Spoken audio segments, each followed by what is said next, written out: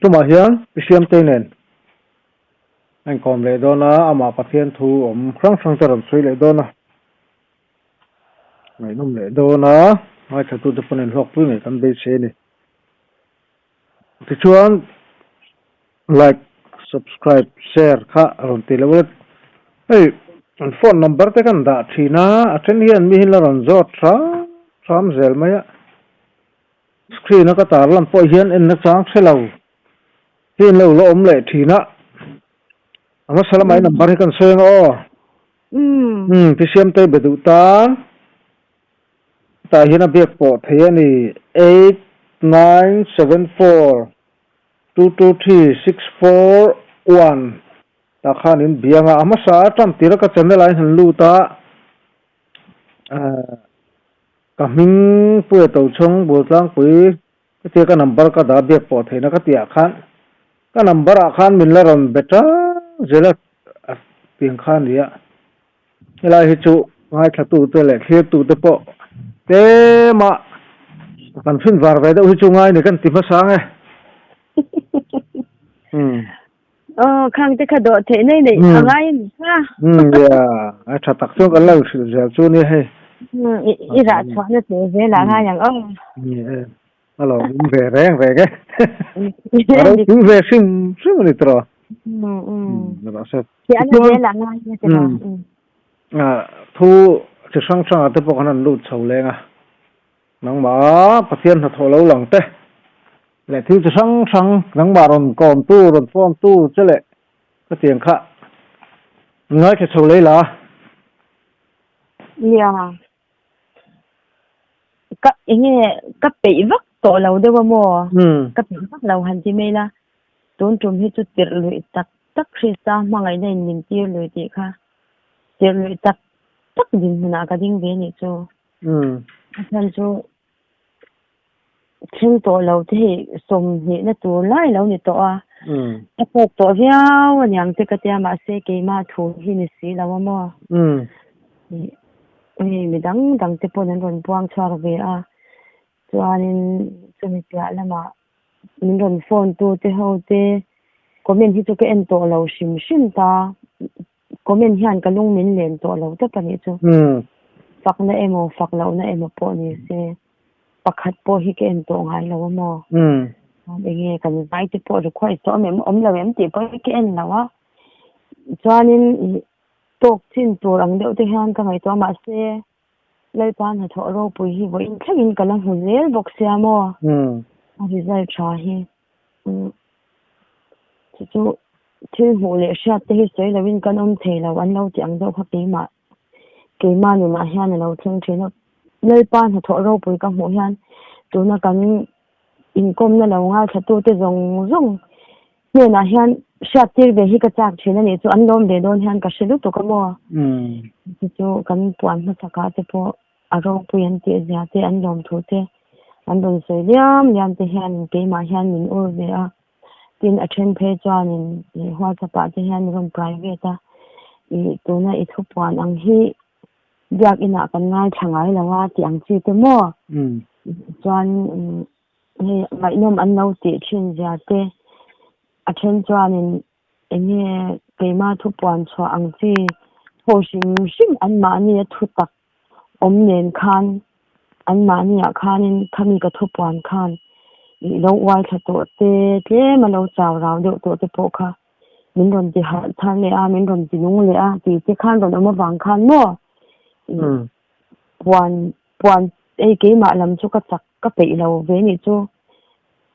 tin ba ka pe lo ve de na to hianin I kha ma kan lo sei to ang deuh khan pathian fa te lan huna setana po lo in lan ve ka te ang deuh khan no comment na hi private ang te hianin keima min tin hwal deuh tu le tu na ka kal lai mek ka kal kong kal lai mek shrai peng du ang deuh te hianin enge pa te hian na sin si ka dong ani chu mo dong te chu ka ngoi mai anga enga ma ka ngai lawang ka tia ma se ngoi bo pui thei lo hian keima hianin enge min kal ve tlat ka hel ve tlat ani chu chu ka puan chwa lo chuan ke ma hian enge phurit min siam tlat nei mo ka sei thiam lo ni chu ka sei du lo reng a rei to thawani li ni nga lai ral to ama se ni tin han khami thu bok khan ke ma khanin gan vil le thina mo chu sei te po angai te po ni nei thia abo thei si lawa chuanin chumi pe alam ma chuan tam takin thu an puanga ro pui tak tak te an puanga katia ke ma te hi chu chol to mai la katia kha tumi pural khumani ani kompon pural khuma kha pa 7 na mi kha ani po khan tun ba hi chu kha tia ma se ani po hi tun ba ami sing ngai to na chuan ti ma se angoi nei thei ka ring lawani chu athan chu kol kil thleng po in ka thusha tu te in yang min ti na kha ke ma ni ka wa hian atlani in ka sia amo a chuan kol kil po ala thleng lawa in ka hmu ni chu ma ro chu azau ve to lu to kani chu chu kan pe wang le kan thur wanga lalpa man tur kan ni lawa lalpa zo kin tul ati na le kan ram thiat na thu te ama kan hoisan na sat to zia te alom lo na te alung oi lo na te ami te hne na hian puan chwa zel la duwa achan chu in lam let pakhat tal po an lo om khan lalpa hi thang mangai hi ka tia no ni chu ka ngai twa chiana uluk ka aro pui za te athil ti the za te ka zuk sil hian le a man ro te tu na tlang aw ho te ka ngai twa hian a in mil thei lo mo ka mi hring ngai twa na chan ma se la ro pui ani rualin a che phung te ami zia te athil ti dan zong te bible na min ko mu ka thlir hi chan ani thein ka shele box si chu mo enge ka om thiam thin lawani chu aro puina le athil ti thei ja te ka mu hi chuan enge ka in oi lo thina ni chu ma se ami zia ka thlir khan a oi om le box si tiang te chuan ka ngai to a ma se chu zong ka ngai to chuan a result tha ka mu zong hian min ti hwai se na mo min ti tak zo ka ni chu chulai ram te chu pahni te ne khi ka lo soinga ka lo hwal ve do na chan chu keima kha lalpan min khlar me ka ti khamo bu lem le bu ta ka khlar me ka ti te kha khalai ram te kha mi thiang him lon ne na ron ngai to tlat khan om ta laki nan alor thang po in lo to za ro se ati lom namin inga tinge hi ilo ka ile ka chu tiang kha tiang ti khan ni ron ti ni chu mo chu bible chang mathaya ja ka char in mi chu awan nei a mu thina wangin in beng te po awan nei a sha thina wangin mi thiam le mi fing le zol nei tam tak ten sha tan do ni ma sila an thri si lo ti nai chang ka char po khan ama kha fia thei lo ni chu mo lor le chiar kha ngai pol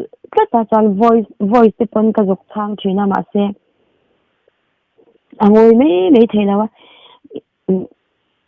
thanyam ngai thila ton cha hi garon sei le no kang kha min lo te je la chan a to pa chan ti han ka jok ti ta thai aro pui ka ti ni ka lo sei fo lo de te po nya ka lo sha thiam lo te po alo ni nei theya i thu sei lai ram te po hi ni adik jok te po nya ama ero chu king lo tak le khatia ang dik lo ang zonga ka puang anga ka ilek ang zonga min lo ngai chung po ka thu puan chun ve te lo tan na alo tho puya result tha te bo in khanin thara bo tam tak te ta na po chak na thar te an lo mo pha te phone call na tangin ka donga khang zong ka ka sia thianin king lo tak chunga ka lo puan cha ve te kha aro pui ka ti a ka lo me ma ni chawang chan nang po thara bo te lo man vela ngai pan nge hei mai so ma ka hlan ta ni chu mo man ka chang khan a ve ta mak nei ni chu ma to lo ni chu mo yanin pakhat le khanin ka sei te mo ka shelawa enge pathian tun ang huna chuanin pol anga lo hi ahim to lo acha lo ti zong khan he ke ma ka zero ka ti khamo na bi ka ni lo ka ti lai ram be khan mang khanin i pol hun to achan cho nan mo sia po kha tu chang am lao cha khanin puani nan to ma chuanin nan iswa po lo kyan khan puani nan to ma chuanin sapatlan bo po kha apa ina hon khan ari jang wanga honim ania ma se ra e to ran pelawa puan bo kinan lo to ma ti mang khan ni ron ti ni chumo ke ma kha se wang chuanin i nang ma ne I thu se I thu ken zong te nian hian atia an ma ni ko san chu ka sei chang lo mo ta chuanin ron in suan lo ro khami ron ti ni chumo chuanin I ta chuan ke ma khan lai pan three lo ko min hak ti ra ka ta chu en te tu lai te to kan sung za lo ko nga amak lo to ka khami kha ke chu lai pan three lo ko min hak ti ra ti le Josepha khan a ona ke to petura apana te kha kapan da o te to peturin min ti ra ti kha chu ka in ang lo tu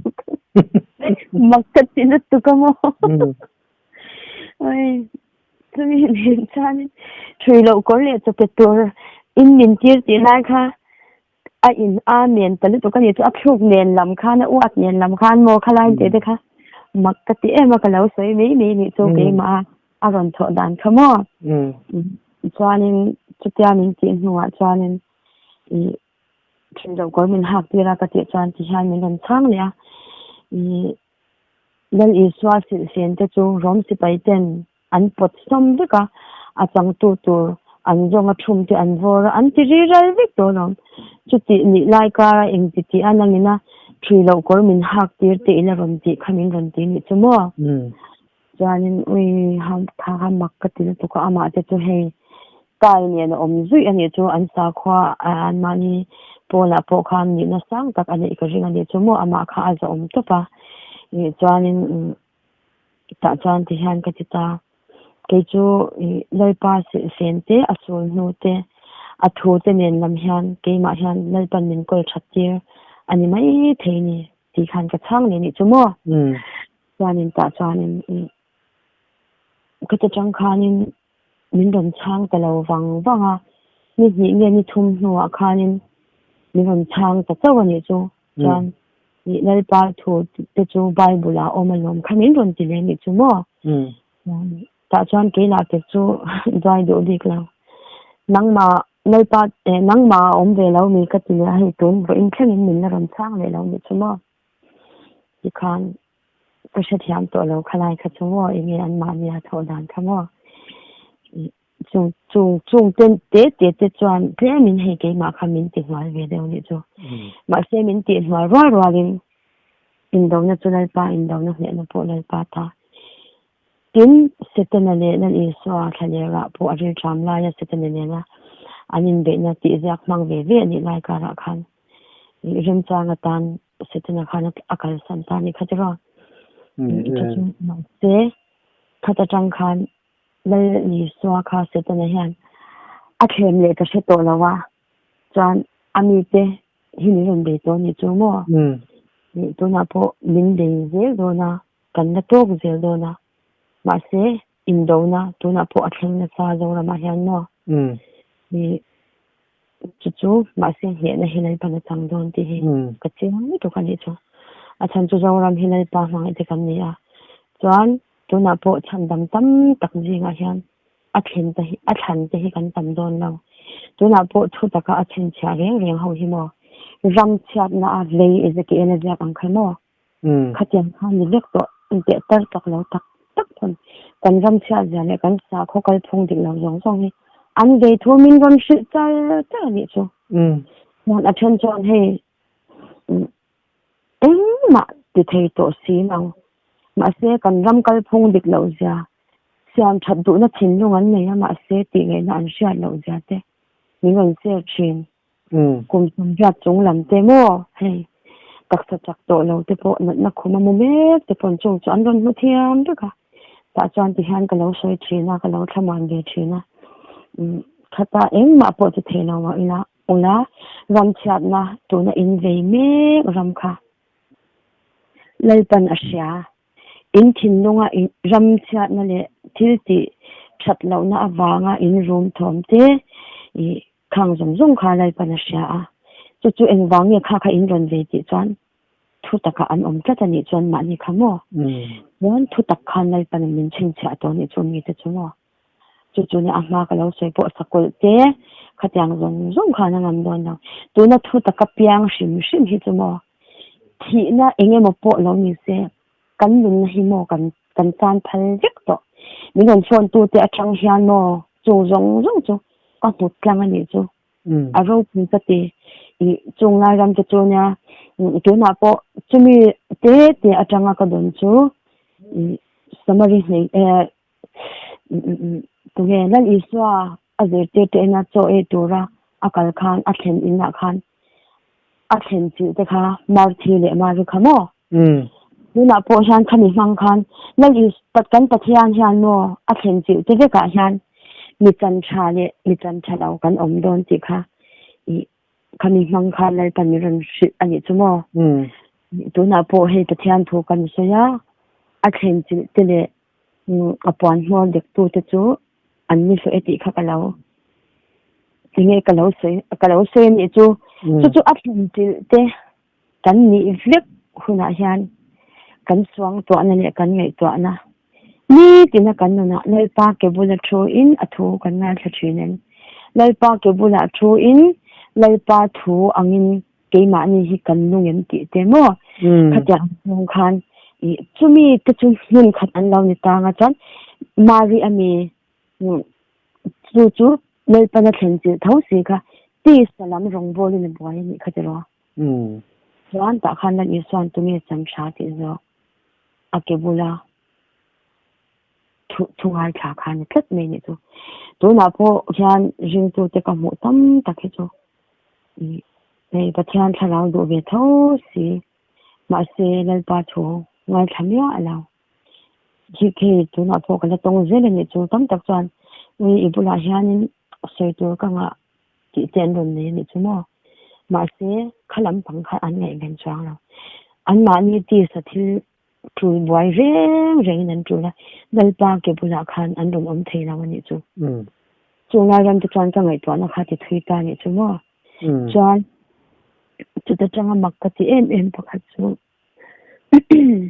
tu na po hian kan chen om mi kan chen om te me la ngai vai de wa hian ani po ka thu hi la ngai tha che na hin ka thu se chang hian ke ma hi ni ngai che ni chu mo an pa swa rong amol chang te hian aron plan chede zen ka bula hian no chan kalom to pani chu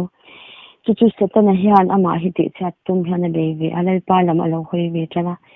apasal hang hian na takin tu na hian ti chat hi tuma ma se voina kalau se ra po ina twar tlem to keipo kal kum som hi ve ka twar ve a chuan ma se mo lo ta chumo kumza khalal pa thu ading vedanya o leipan a hun tiam aron thlen tir ma khanin kumza lai khati khan long kha tuk tlak anya o tu ma hian chan dam na long tuk tu in chung ko tan long tuk tu ni ala thlem ni tuk ta ka lo fu I do ni tu mo a aina sa po in ala ram thleng don ma se loading het ro kha ka tia ni chu yan ani po chuan ni e tia anui kha za ni chu kan din he na tur le min ki chak tu chu ni thiang him kal to te mo kan ma a local to te ho kha kan en ton tlat angai ni chu mo mi chak ho kha kan ma ni hwai kal te kha an ding he the huna hian an puan zaran thing em ru krista zara ne tu te ti la te hi aban ro pui em ko ja bo in chu ka she chwak le ni chu tam tak chu lai ram te chu lon lal pan min en tir ang ho ve en hi chuan ti sadan rama tanga ngai to hi chuan ni thei oma mo po hi ni to lawa ni chu mo ma se chu mi ani roi chuan kan pathian kan lal derina en ton tu ramin hu cha kha ani tat box ya mo chung te chu en ton lo lang chuan to na hian in ding het lo te he mi dam chung kho sak boy na ina achin ti kan tam to don to ka tu na kan din he le lal pa lam kan be se chang chang na po hi pathian ral thom kan lak thina wanga he indo na se la hianin na ne re nei kan ni ti te hi ke ma atang hian a chiang le to kan ni chumo ka jok chiang le to chu wang chuan ani pathian ral thom le re omin lo ti te hi a ro pui ka ti a chuanin chumi pakhat le chuanin kini chung kolong tuk tu kan ni poimo zia ye kan hu atang khanin chu ka thian nu ti me le mo chu chumin hena bo chuan ti han ka lo sei ta ni achan chu kha abrahama kha lalpan ako cha khanin lota ashai tel tham te kha mo lai ram chu he ka ri ru kha la ron oma chu chumi abrahama na khoti khanin lota ashai tel re ru chan to kha mase lota khan abrahama azui man kha ahim ve tha tani lai ram chu ui he makhi ka ti thila ni chu ho lai pa che thung kan pathian chi rial dan ka ngai to hian alo rel kin selvel ka chu tu na po hianin kan nu pui te mo kan pasal te mo kan fa te ama po ni se thut ta ka hian na piang kher lo ma se kan za hi an lo zo don ti kha chu tiang zong chuan he ke ma hian rum thleng ve thla tani chu khami abraham a ko chwa mang khan no achan chu kha ka puman te po alo kal via tikhan thutaka lai panam ashwalu veni chu chuan kanute kati champhai mi te po kha khami ka thlen chil le khatyang keima ka rong bol na min tel puya wang khan tu na thutaka alo hale to a chu aro pui ka ti ni chu mo kha abraham ale lota atang khan kha khalai ram khalai pan min mu fia tir ta ni chu mo chu ro pui ka ti thal le a chuan ente amak le to kha kan te kha athu soi tur vel kha chu tiang chan min lo se la ati te kha lang ma in lai pa kha ron la in pa cha su ka ti la ram te kha mo aro pui le to ka chan tun injin ni zan kha na hun lo ne tur kha mo athu soi zong kha ente bo bang om lo ni ron se cha the so uin te kamur wai ye chu ro pui ka ti lu to ka mo chu ni trong thar kha na ron trong to ni chu ma se trong thara po trong sha lo ni lo trong sha tin mo aro pui ka ti lu to ka chuan in chu lan chu lai pa na tho ani ti kha achiang lu tuk ta ni chu chuan ama po ni dang zong aya ti bai tu nga ja ti kha ron se ni chu chu pathian na tho lai pa na tho je kha ka mun sa lu to ka mo ka lo soi lai ram zong kha result tha chanjin tha ni rin ka mo ni chu chuan he ta mam pu yami ka ti kha ka lo soi to tho kha ka thu pa na ama po in lai pa ro pu na le chuan ka min te chu lo soi ze ro min ta a ro pu ka ti a ka mo le ka shat te hi soi lo hian ko om thei la wa khang te po kha he a tha de tho mo ni o kan in phone to lo kha chu man ni khan ka ri ro I ron langa atia ye pathian ni na khami ka thu soi ve la changa nun ala mu atanga khan achan chin kha eng ma ha ka ba zo chang lo ma se ama zo khanin pathian na tho ro pui a mo ja te miren se le to ni chu ui athu soi lai ram khan ke ma kha min he le ni chu ente ke ai han an chang kang je to ni chu a ro pui ka ti tu ka li thuk lama khan lai pan lo fai ve ni chu lom hi ni kan thu pan chu a ma comment na he thu hi ngai thak ya mai chi ni lo ti te chuanin I thu puan chua hi sha tir tu in ye nang ma in om chua ka puang in lo min ram ti nai ram te kha bo in chu ka sha chua ka ram mai mo amak ka ti a chan chu mam pu ni po khanin ka ye ka ron ngai thin che a ti ni chu a chan chu kha ra wala ma chan kanu ini a in shwai chua chiang lu to ka I thu puan chua changa ka tun din hun ka thleng thei hi ka lom lu to ka ati ni chu lom thu hi min ron chi chu tharau bo pakhat po chan chwa chan bana mi te an lom tu ja kha ka zuk ngai to ro pui ka tia ru chunga ka thu pan lo ngai tha po lalpan miswal kha a thleng sina ati thiang him ta ni chu zaka yang deuh khan mo o khang lai ram te kha tu na ka chan chin sha thi a ro pui ka tia mitin ta tu chan chin tha ti hi va han dik tak lalpana ron ken hi mo tu na kan puan po hi mitin ta tu chan chin tha ani ja chu ri lo ngai me ke tan po chan chin tha chapo na tang sang mani fel in ti te tan po chan chin tha min thak dang lam thei lai pa thu tak ni sing ru chuk to azong zong po enge thel som thei ani zai lai pan min hu chan ti ra ro pui ka ti ni in pathian thu a soi chan pathian thu ang takin sei ro se ati lai ram ka lai pa thu ang takhian lai pan min lo pan ti ra ni ti te kha ari zala tang han ka no sha achung te chu kalom me mani chu mo dai so na to te tel he na to zong zong ata khan lai pan min lo ve nga ni ti te kha voi na takhian ka mon sa achung te chu ka ngai to chan te hi chanin ka phu lo ka ti aka hnuk te hi ula ka khongai na ita na to ka ti hi lai pa min khongai na he ban lo tok tak em ti te hi ka mu sia ze na ni chu mo lai ram te chu ka lo pan cha to ang khan to na kan thu pa ni tha ru angin ka lo ti te kha mo a de ja chu he ta khi ta tun pathian ni khanin zu thi ve nga mi nin ka sha mi nu ho pathum ni pali ni ka chang lo ka ba mu cha lawa ke ma kha chu ba ru ma khan ko ama chanin dor la ma khan an lo lu ta mi lo na wa chan mani ya oi sian te ni nang ma hi an yang mani lo le chang ni pathum la ni ron phona khuzol khwa ania siam te pathian thu soi thin kha in sha em men ja ui kan ban she lo tak kan ti a ti ni ze min lo she me a lo tak ani chu chon ni ti khan an se yon se ya khan ni min ron she pop chu ai kan in an ron kal ta ni chu mo chu lai ram te chu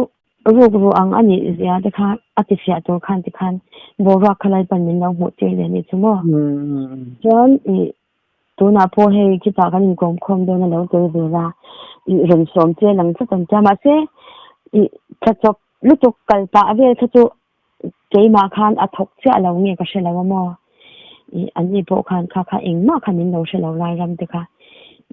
ru ang ani ka ti lai ram te kha tu na khan in he ati sia tu khan nal pan mi ron mo te ra ka lo thu pan cha tu khai ke ma khan ron nung than zo ka ni chu ise ja nge ati sia tu khan a practical khan thil khalai pan min lo mo te thina ni chu mo chu na ram te chu makhi kala te em zela chuan chu tu na po tu sop to lawin khami ri tiang thar tam tak tu na he tu na po feji ka te po in ta khuzo na te po ti dam rong bo na te an ne na sa ni chu ma se hi gandeng la ma ha na thom tang hi a ri vak lawa enge ka sha thiam lawa mo chu lai ram te chu ka ngai to na mai me ya chanin ti hanin ke ma ngai to na ni chu ti sadam na nge kharau dam na ake nang ti ang te moi ke ma mi mai ngai to na ni chu ti sadam na chang hau te kha he an tluwa an khura ni chu mo kan an khura chan kha su ti ang chi ti khoi thluk ang chi kha tu na hian an be ni chu ka e tiang lam hi en te ka she thiam lawa ke ma hian no kaman thatlat lawa ma se ka lo ngai to an me ya chanin khatia anga dam na chang te kha an tharau hi adamang em o ti te ke ma in ka ngai to an me ni chu ka ngai poi mo ba hi tharau na man to se mo achan chu pesa ka chu min ti dam ma se mo kan na le don tho achan chu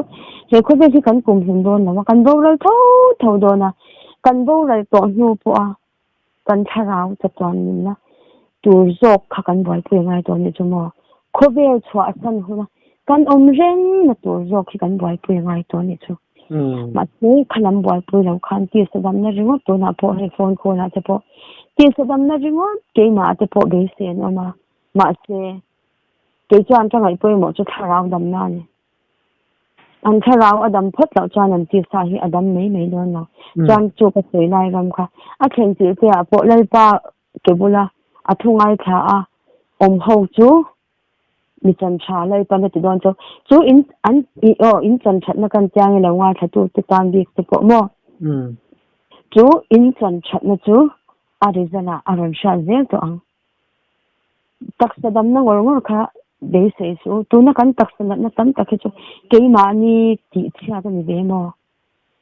ma ni ni no phone tu po ku va te ke ya na flam pang chala ku va te ke heng te chu ti kha te ron te o ani chuanin inge lau ti sha chan ti to lo me la ka ta ui ka la the se lo na ma che chu nia lai pa chan mi sing te hi chuan ta ka om torin min siama amni ero chan an ti khe khan ra ba ti hi diklu to ka ni chuma to na chuang ta ka kan om lo chan chu ke ma ni le ke ma ni hi kan in ti chha ni chu heng lai ram te hi tu na po Davida po kha athe ti swara kha chu ai in poma shem na po atwar me kan chu tu na ka har sana le mang an na kan tak sana zong zong te po hi ke ma ni lam hi in en siang u ke ma ni le ke ma ni hi kan in tina ni lo mo ti lai te hi ka ngai twa thina ni chu mo tu na kan dan ve na ka thir han ni chu wang chanin lalpan ti tu min te a ke ma ni hi pathian diak in kan ni zia te po kan soya ma se kan ti bol zo thina lai pa chen na plak lawin kan lo siam thina chuan kha tharau thiang him ke ma ni ron cheng tur kha bol zo chi tin reng kan lo fom kho ma thin lung thiang him le him lo chu san lo ni se bol zo a hian lai pa hi thiang him sia a cheng pe lo chuan lai pa na chen chi lo chuan kan ma anga kan voi do na ni chumo chu mi chu ke ma ni chau hi rin na kan onen in si angai tu na chuan kul he kul kan thin lung kul ti tin to ma ila ma ni zon na kan tla na ngai to ni chu mi dang pui na le khat yang kha tu na chuanin ni pu zai re moi de pona an lo soi thin ma ni ko chunga lu ti hi adik lu tu mi dang chan pui na le mi dang tong trai sak na tiang ring te dei se ngai lo ma ni din a hun ni chu mo ma ni din ni a hun tu na yan lao le khur tu chu le ro se ti hun ni tu na kan hun hi mo mi khwai tu te an lo ti kha ma ni mai dei angai tlat thela hi zako pa ang khan no mi dang te thu soi rimut khan lo nun tum lo ula tu na po hian thu shu tu le zai po le an re thwap to ngati tu na ke ni po ina kan thu puan chwa hi som hi thengani to atiro kan puan to zong zong khan ban ram chen the na to deng hi vir su se athar vel ai chuan no athar ti kha ke ma ni thu theng thar om chu ka shelaw athar tu ani ma se mi dang te na thar be se reng chuan be se nei zen na tlai ti ani do no puar ti ani do no be se reng khana omanga be se tu ro mo khuna buai don so chuan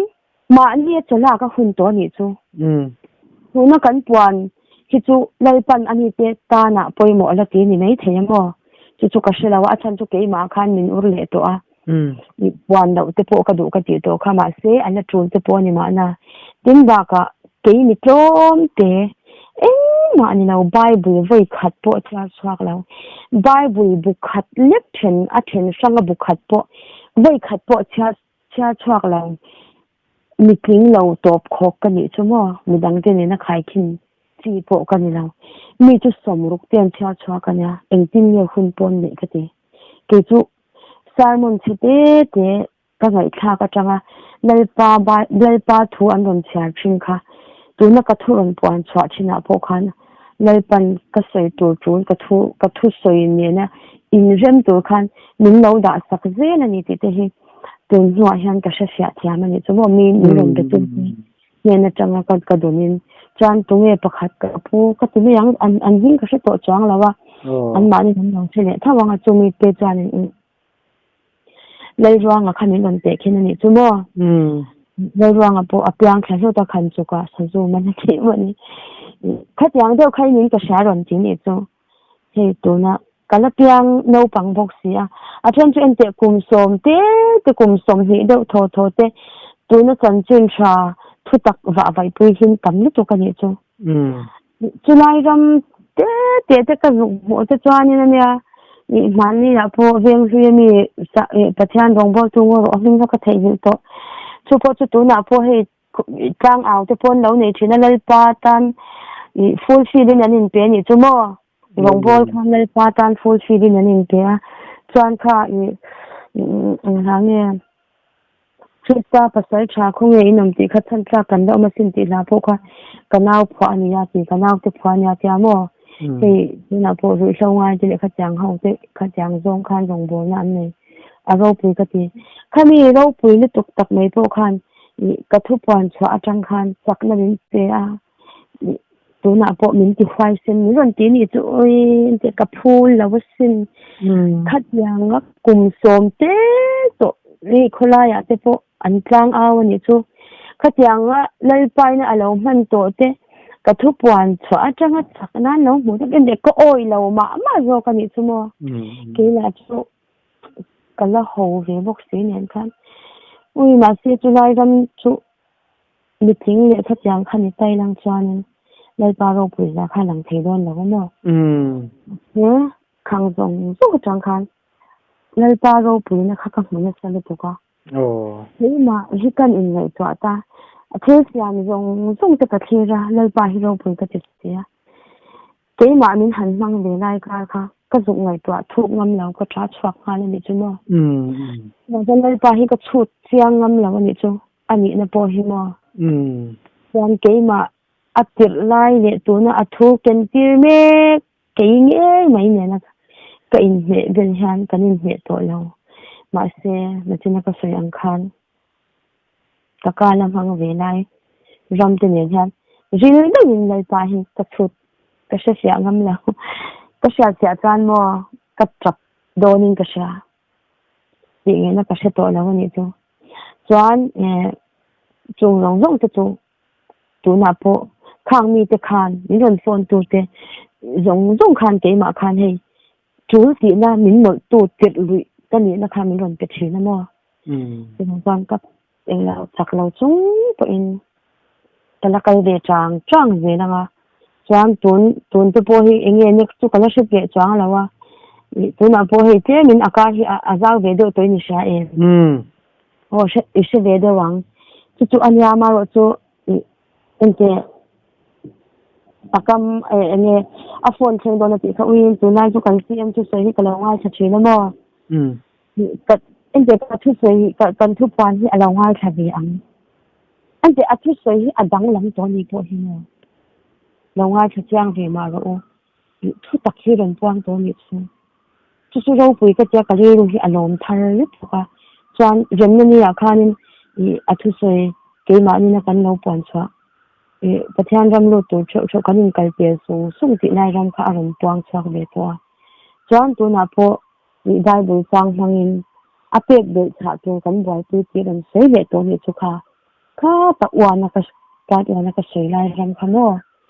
tu na po hanin a tha zong han ke chu ka mu ve chuan pu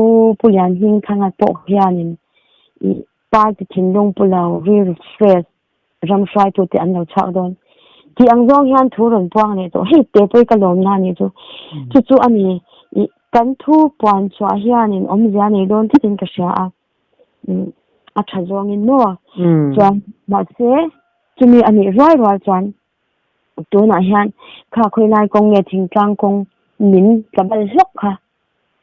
ante akwa kha ka chin cha ve ran na ma se ka thei ni dei isha chun min lo pang bi khan lo mo khoi kwang e bol te lam pang bi khamo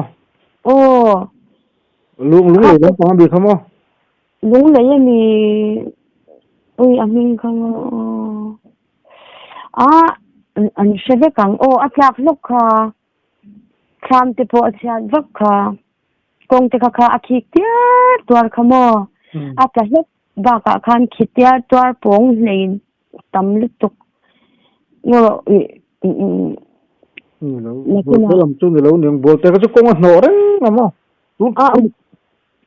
bol te kha chu la lu tu kha mi lo kha pa kha to om tun mấy hai mấy khan ilo en fo lo ni ben ngo ro na kina akhom hing kha tuna han an shedon tu tuna kanin kom na longa tha tu te han an shedon thowa kha chu akhwa kha chu shelo mai la mo apui chang lawa tham te po kha kong changa te asana chu chong lui te kha chong lui nin ka sha kha te ha no akhwa khani nei min khan mo chuan hei chumi atang chuanin ZMC te kha ahlami alawan ti ati khani an pan na kong kha amin ta ve kani chu tuna hian kan sarkar hianin min boi pui lo chuan dam lo te po omilang ti ngei na om don lawan ti chuan an chak lak na tur te po kha khani kong kha engtin ye pu vana na kom cái em lâu nhá ni chụp phone xem sẽ đón lúc tục na in tu hao yan mo chuan ni khami kha cái mà thọ đàn chuan kha ka lo pan to kha achim huk huk ang chi te kan sei tu na pho thu kan puang ati ro chuan nghe kan minister pakhat kha ri hlau do kha ram ri ate khel le zuanin ti kha nan dei dei ni chu chanchin thrisil lam kha tu ma nan la hoi chuang lo ni chu eng ang ko in khap ma se mo chanchin tha lo hi chuan kan ram hwai na tho le ram hwai hi a bo don lo kan la bu kan lo ti ka pu ro ku nga pha ni chanchin tha in kan ram hwai a bo ti sa te kha alo kha ma se tu na chuan kan han ram hwai tam le tu ka mo ram hwai chu sei lo a na tho po tam le tu ka chen zu te po hi ram hwai tu bu ran ti ne ha na in rem ka ti lu tu chuan tu na dam doi chi sang po kha chual tha na kha Peter tu ne ka pi Peter khang te po kha ti kha ni le do na chuan chat na hi mo tu na hian kan oi lo chuan kan tong char don tu na po hian in nat na awanga bo ral chu sei lo nat na awang lo bo ral thi thut kan tam lu tu a mai khana tam tol don ania thin hi lo chi ve ra u i lo thil zau ve ta u thil hi mo chu khani kong chia le kha tiang zong te po kha tu na hian kan in kai po na zong te ti khan te huk mai se kanai tu na karon soi nei min the chu a thak lama po hian kong han sia don po ni se nei het lo ve ka to an ti eng tin ye kha a om zel don ka se chuang lawa chu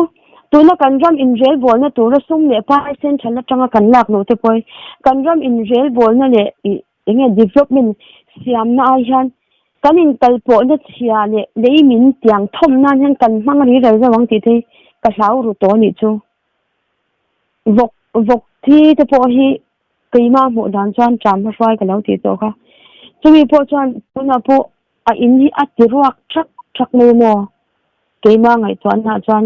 vok ma chei ke long pai su ti nen khan ka thun zama mo ui ka sei ngam ni mo sei ti ni lo hi hian om zia ni le thlatin ka sha to na vok si leng hian mo ui chung te chu na sei ngam lo te poi ka nei ve thi na mo chu he ram chat na enge mo te po kan long tlang au ve a chi na te po kan chi phok ta em ni ka ti na ram te po chi phok tak ni chu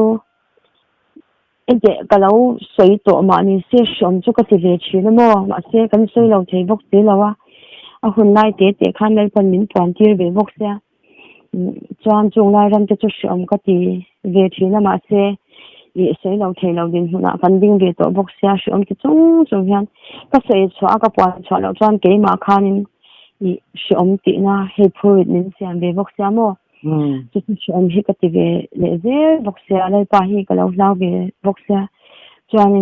chumi lo ro pui ka ti ne em chu i million tak te sa lama po ro pui tak te hian phone call hian ke ma hian pathian thu an shat sia cham lo lai te min zo china heng te hi amak ka ti ni chu ke no pang te mai kum som ja chong lam te kum som sari chong lam te chong hau chan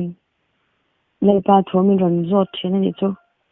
chung te chu mak ka ti a ke ma ami hi ke ma ka ni to la he te ko pola ma sa yang do khan mo ma se lai pa hian alo enge lai pan thu aron da thina ti chan dam tak le lom takin kanin kha thina ni chu chan pakhat ta sei le nai ka ri rutin em chu i ai zol om kani a ta chu min no phone ve tuk maya chan siam te khongai takin pathian tharau thiang him hi min lo din sakve te aron ti ni chu mo tu chan ka ri ru hi khoi lit tuka kapu kha akum thu a chan kum som ruk chung lam chu ni nge ka ringa tun thleng lai pa tharau thiang him nei lawanga a in ngai kha ka khongai ta ni chu mo chan kapu tharau thiang him hi lai pa me na di langai le ne mi zong chunga ka tharau ka le yang ti kha mi zong jinga kha ni te be sin ka ti ni chu chuanin pathian tharau pathian in ni ti ne pathian tharau nang ma ania rang ti in shalagam ni ti hilai pa thu ni kati nang ma khan lai pa tharau chang ni ma te to lam ni kati ta ni chumo chuan hian ni ron ta ani chuanin sian te lom thu sei top tur ni mo atia o ni e lom thu ka sei top ro lai pan tharau mai pia lama afa ni na te po pe che sin ka tia mo kalom lu tu ka tia phone off ani chu chung ta chuan hei ka ngai to an he ati kal thui thei top ani chu mo chuan a then chuan pathian tharau a chak le zuan na ka nei thei nan ti min lo tong trai pui ro ten ti in tong trai pui chu a tha ma ro chu in tong trai pui na aya tha chu mo privacy takin lai pa hi do rang u midang kal tlang lavin ma ni in samari he cha le lal iswa tu chun chwa kyanga anin do na thu kha na ti chang to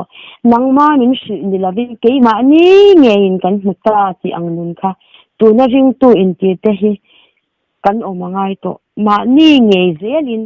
ama ero chu chaklo na le khatyang ang in tong trai pui ton na chu kan nei the tak ni mai ma se kan pathian tho chuan eng ti nge ti mi in sin na tlak cham chuan di ro se ti in dil sak ro midang in dil pui ro se ati lau di ro se ati topani chu ba jang kan ma mo dam na te kan ma mo enge kan har san na lai pan min sevek lai pa hi de pa pang ke ma ni to kan ti ka mi thu ta ka piang to zong kha chu thu tak kha pathian ani a chuan tharau po ni boka nang ma ni a he thu tak hi to chuan direct in de pop ro mi dang kal tanga ngai lo inga tinge in zam thin mi hwai center ram kan ti kha mi chak lo chuan ka chak ti ro se ti kha in ti chak ro u in ti hwai sen ro u lai pa khalo be pop ro tong trai thiam lo le dil thiam lo ti po a thiam lo khalai pa na ti lom kan ti to kha kan swana khan I chu ka soi du a chan chu mi dang I le na khatyanga in chom nun rang ngai chuan mi dang choma inge kan ban pha ka an lo om lo huna ama ni fian dal na huna khan kan der thong don le tuka I chu wang chuan hi zir anga ya ring tunun hi zir anga khale ram te hi zir anga ya zir tu hi ring tu te hian ni tin kan nei ani chu tu na hian nal pa hi a huk puya in puang to lawa fian ral nu na nei te zel hi alu chil sat to kan ti to kha fian ral nu na lal pa ni na in po na kha a ro pu ri tuk ani chu chuan hei ka sei thui le to bok sia chuan pakhat le ro pui ka te em I ka thul khung kan phorange chu ni ati ra po I lal pa hi ka ta na tha a kan tan kan ti kherange o I thu ta ka piang zong te tan hian lal pa hi a tha ema tu na po hian in lal pa a thu ta ka piang to te chu thu ta zong ngai fai no to te chu I an hwai sen zel to ma ni nun an chan ngam lek to mi ron phone tu te an chaka an hwai sen ni chu mo John chumi bula ka sei ne du pakhat chu I mitin ta to chanchin chan e ja chu tuna kan thu pan hi Presbyterian mi pon a me na pe a UPC pon na pe a Baptist pon na pe a Paul swak pon an pe a chung chumi ron phone tu te tanga ka mo fe kan ya o I ma jin thu ni me ala wania tuna hian in pum khat na dik in pum khata hian Krista grape free kan free von tur ke grape free kan nang ni peng in ni ti tuna hian he grape free Krista thu peng hi kan tan to lu to ka kan wan bol zel ani tu he hi denomination wanga in pum khat kan ni lawa min phar khom tu chu pathian thu tak ani ti hi zai hian a ro pui ka ti akan puang te ang jan te I free von kha karon von pui che te min ti ni chuma John tu na ni ho zong hi denomination rama po ma se denomination in ati tlei zo to la ni na kan thu tak ken bok kyan ani cho pe ni ti kha achia amna tu kan ni cho mo chu mi ron de tu te atanga cho ka long hu karon pon chwa nga mani chu hwai ta ka karon pon chwa ngam chu UPC a po a men an pe so meeting ta to chanchin sha ani ja kha lalpan aron confirm na ka mi ron phone tu te mi te sang an ni chu tu na kan u nau dang ho hi chu denomination in pum khat le kan ni pathian thuwa chuan an in pum khat lo te hi kan sei do tange ke ni chu anin khom tan bang te thil ti dan in anga bang te Presbyterian hingpu an ni bang khan anin sui khom mei Presbyterian so ano UPC po ni se Baptist po ni se denomination hing mai me in pum khatan ni chu ma se tu na he I ke mani thu a in phar khom chu min phar khom to chu lai pa thu ta kani beng tu pakhat waya ko shan pakhat ti lai ram khamo ke mani ko shan pakhat hi lai pa in ko shan hawa ama shui rep shui min von ti ni chu ma aro ki ro pui tuk chu kan la wan zel do na cái trong kia tôi có đang ở đâu chuyện à, chú mà xe tôi nói hiện nên cắn tầm đòn lòng, các một dạng, chân chú tầm thấy lòng, em vắng như cắn tiệt chân, hết cái thời Bible trang cái lâu cha cả, tôi nói hiện như thu tất cả lụt tổ đằng tuôn tầm lụt tổ, mà xe apoi lâu, khát yang nó đàn bể thấy khát chú túi hal làวันนี้ไหมtúi hal tak chuan ni ko dem ang khan tu na dunan pulek to aru kin mo chuan chu ta ro pui ka ti em chu kan tu na hian ka thin lung du zong hilai pan min shat saka min pe ti hi ka mu ni chu mo amen aro pui ka ti lai pa fakin omro se ka thin lung du zong tharau bo ka ve em he ke ma ni ka thik ko san để khám đầu tu kan cái cái cái gì khamo alo ombo đấy to alo đã bo đấy to chuan tu na cái cái thar kan ne ka ti kha kadin kom na sa po ka soi kha min don kadin dau le do na ni chu ka lo ti khamo khami kha nimin na lo le ngamo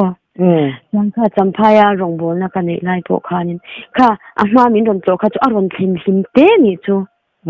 dia le ron fang ma sa ni chu min ron tlo ka ti khamo kadin do don ka ti kha aron thin him ani ta chuan ta khan rongbol na champhai te kan han nei kha ni ta ro champhai te han kal song te khan voi thum ka ron kala izin rei le tuk min ron te ni chu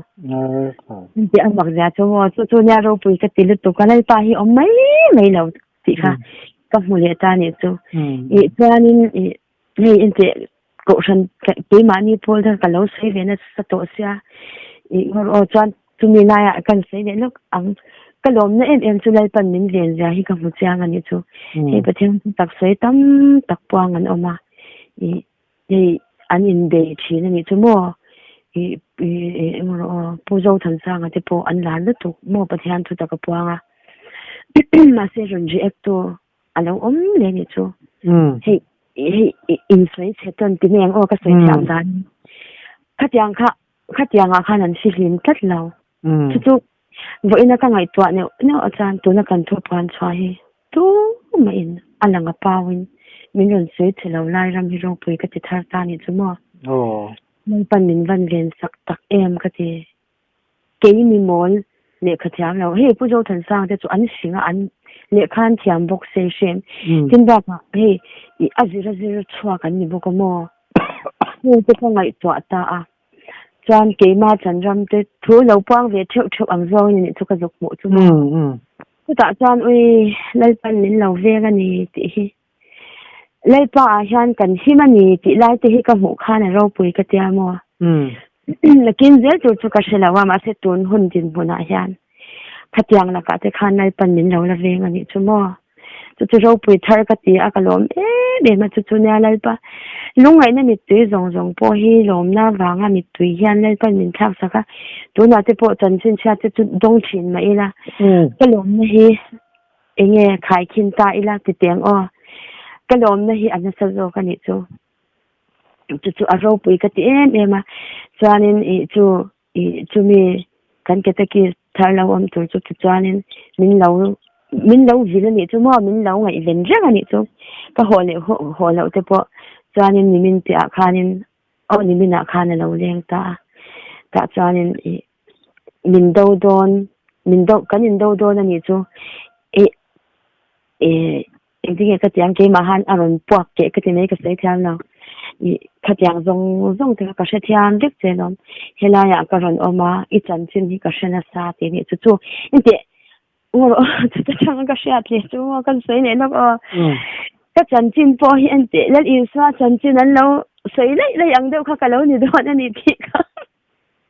ka mu nge tu na khan ron sa ka chan chu kha champhai ka han kal han bu khan mo ke ma hi ka chan chin hi ko mi na te khan an lo so yang I phone ko la tangin ka donga I champhai veng khang ami sa te zara anti mani chu mi nu pui chu nya te min lo ti ni chu ke ma hi chu wa cha pa kha chu wa cha pa khanin mi ron tin nan maya mi ron ti ta we ka sha thiam lo lu tu ka mo chuan inge om zia ka han tia chuanin comment na khanin sar te zara an din ka sha chumi nu pui chu lom te an ron ti cha chu nya mak ka ti lu tu ka pasal khan nei lo khan ka she box si che ti nin ron zo ta ni chu chu ke po khan mak ka ti lu tu ka chuan chu tia kan in biak lai fen mek chuan ka fa pa hianin nu mi hin mak thei tia nga ti nge ka tia I mo tu na po an jin thu hian thin hin ron soi pop pa ti ni chu chuanin nga ti nge ka tia mo kan dor te hi mi in ti to pin tu ma mi min ron ti a ti ni chu mo chuan he ke ma kha kalau boy ve box ya kalau jin ve sia thinan lo thol ve sia no bang na chuan bora te khalo lak dan khan lo thiam si lo an lo in shal code ve ni chu lo rak ve bok tak ve ngamo ma se tu man thati khan dor kan ti to ron ti lai ram po sei me lo khan ni in so yan lo ti le dei ni chu she chu ka fa pa po khan ma ka ti ni chu mi hian mak e ti an sei pok ngama tia mo chu lai ram chu tu na ka chan chin hela ya po khan min lo khel ka chan chin yan lo ti ve ni chu mo lan I swa po kha zol nei tu emo an ti ang ve kha thoma nei le khai siam ani le nangin tu me ni ti ang chi te kha he lal pa kal kong kha a kha ne lo om je ti kha min bu fia ti le ni chu a ro pu hi ka ti ze le mo ge chu ka phu la wa ni chu chuanin chu khatia kan ke ta ki sina nimina min ron len til chuan ka chan chin an lo sei dan zong te po kha lo sheve ka abeng lo thleng bek to ni chu ma se ani chuan thu taka a har ti kha kanin kong na tawin kaman ta ni chu chuan ti hian min ti a karon chen jima karon kal cha karon kan cha ke ta ki sin karon on don helai karon dial don ka cha kanin do le don ani chu iti te po kha kaman thiam vek chu wang ani kha ka chan lo chemin ti ta ni chu mo chuan ma se kari ro chuan a thang che min ti ka chuan a thang lo che ma se kari ro chuan a thang che min do lawang ka ti che min ti ni chu mo chuan chu ni min chuan aron in phor ve ka ni chu chuan ka soi pa a min ti dan zong te he khatia nga thu taka ama om ti ka sha khan ka lo pang chang ve ni chu min ti du da dan te le pathian thu ka posa min remove dan te khang zong kha ka lo sera ta chuan amit tu ya top ani chu pathing khamo ma a ni tu ta ta me ka thela nok u devin siam te ka sha lo ma cha amit tu ya noya ma se tu na chuan in do na thleng lawang jem na siam tu kan ni angai tu ma hin ho tu kan no in tum khat apoi mo da chu karon kal pui do na thi ni chu ta cha chuan he lai rama lai pan ka thin nong he lai kan ka pasal te po kalo san to isa thian thin nong ina amo san to tharau bo ka ve na ram lai tak tur khan tharau mi lai pan he khozo la hian rong bol tu aron da te kha ke ma chiang ta ni chu mo chuan tu na I om na hi lalpan aron da chati shero tu boruak zong ka boruak le khalai ram zong khalai pa hian sha lo pakhat ma lo nei lawa mo chuan ta thin nu na an mit var se ka du vai kha pe chu ai zo la holy spirit group a ka member pu te mit del mi chong trai tu to chen ka som ta palom ke ka khong ai si amo an khela mit del kha ka khong ai ka mutang vek sia he ta ka lo sei vek to kha chu tu na hian nal pan ka bil na kha aron ti so tling chan don ta ma kan ke ta ke si thu taka pianga ne tlat ani chu arong bol ke apen don tu na hian min lo tong trai puila cho kan na to nang ning ke mà xe mà cái tiền em chú cậu sẵn hoang chung ông lệ tù rin xóm nó bạc hạt bộ mình tên hông chung ta chọn mặc cái tì ta này chú mò mà xe nó kín gì là cần bảo vào khi nghe cái là sao là chung rong cái bộ chú tù là hắn top mấy tù là cái này là hắn top thế là chú tắc tù này bảo vào không một bộ top cái gì là chân chú hun đi gì hắn là tan cái mà nhà thu hi mò rồi đã dễ tổ đòn mình tiết ta lo đòn mình cái sao này chú mò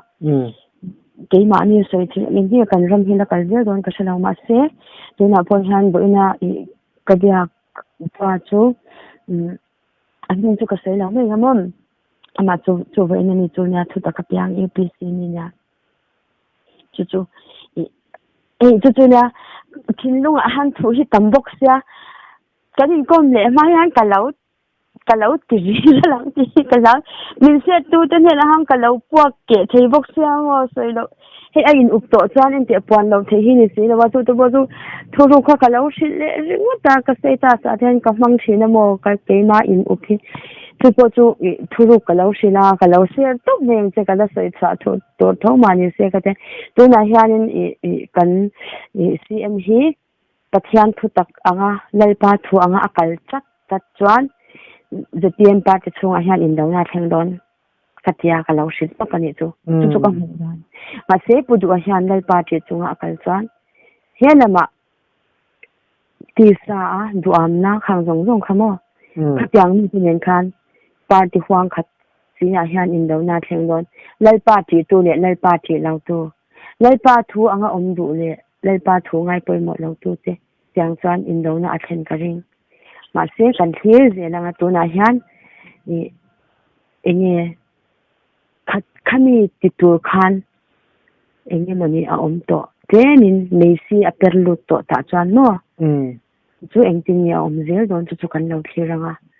social media te chắc to chú cái mình ta thà rawa trong cái dục bộ lệ đàn này chú mo nên tụi na ruling party à hắn in đâu na thing mấy thế vài này anh gì ông chủ ra đi cầm liền đi chú chú lấy ta thu anh bữa đó mà hiền hết ta mình đang te mission mình aven chuan in đâu na theng la wanga mà sẽ lấy pa en chuan in đâu na theng don ti kha lấy pan thalawa trên mình phụ ti ra ni chú ma ngaro pui về kan lau en chinang chuan in he tu na po na takin in đâu na theng ania thalawa le tisa mi te kan theng nek chung kwa apo kan theng nek ma se tu na chuan lai pa mi te hi tu na mi thu ta ka piang hi mo lai pan mi hi adu am bak to lo a chan chu chan dam tam takara a than te chu kan tlem don chu ti la sodom le komora khan lo ta te chung an him ti ro an tlem asin chu ta anu pui po nu la ma hoi ki ra chi kho na la chang sha ma ni chu chuan nowa hun lai thi le ina an tlem le to pariya ta ni kha chu mi le to ni tu na po hian kan tlem don eng wangin nge thu ta kan puan chha ni dang te ngai thalo tu te khatyang tur an lo te chu chan lei pa thu tiam hi a then dik lawa sa omalon kan tam zuai chuan mo kha tham pu te kan har tam lu tuk chuan lei pa he de don si a ise thianem than te kha chen te ani kha adik don lo chu ma chuan kan tlem don tu na hian lei pan mo ama choi mo tu hi adu tam bak to lo van mi pui thia sian lawa nei to tu na a than te chu adel tha tu ho hi chu kan tlem rem ro mo tang thu ta ka piang po na chi na ka soi lai ram kha kan thu pui kha a then chi lai pa ke bula ding reng le lai pa ke bula tho ngai tha chen te chu mi chan cha lai pan a than chwa tu ten ni lai pan a then chi ro a ti sa lam ngai to a boy phili khalam lai pa in hat lo ho kha chu thil tam tak ngai to a boy tur kan ni ti kha kan boy reng chuan ke ma ni chan dam na kan din he na tur po chao pho chunga in sa tu nian khan kan chu fa do na ni chu mo chu wang chuan krista ke bula thongai thachin lo ni ro mi sang ni ngai to kan ti kha mo zong alai pa o ma ngai to chu ni ani lo chuan kan chu su panga thu taka har chung hian kan la bo ral le the ni ti kha zan ina hian tu na ni kan thu pan chwa lo nga thatu ten ding he nan te in lo ne ya leipa chau in lo en chata in lo focus chat the nan I chu min ki chak tu atana zan ina hian leipan ani te tana tharaw thang sim min mal min som sak le se ti kha ka do thu sam ber ani a